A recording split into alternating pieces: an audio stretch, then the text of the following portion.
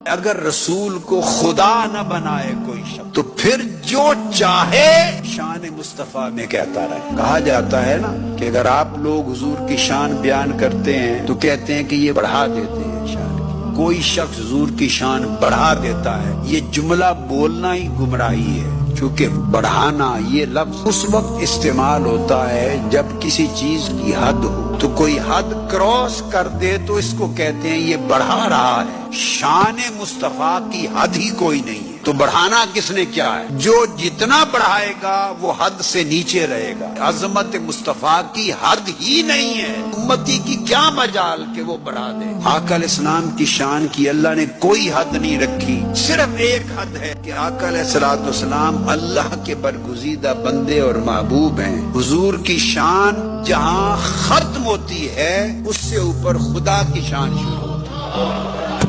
مصطفیٰ کے اوپر اور خدا سے نیچے کوئی شے نہیں ہے، ہر شے حضور سے نیچے۔ تو عالم خلق میں اگر رسول کو خدا نہ بنائے کوئی شخص تو پھر جو چاہے بیان کرے وہ کم ہی ہوگا، وہ الٹا حق بھی ادا نہیں ہوگا شان مصطفیٰ کا۔ بڑھانے کا تو تصور ہی غلط ہے۔ کسی کی شان کو بڑھانا کہاں استعمال ہوگا؟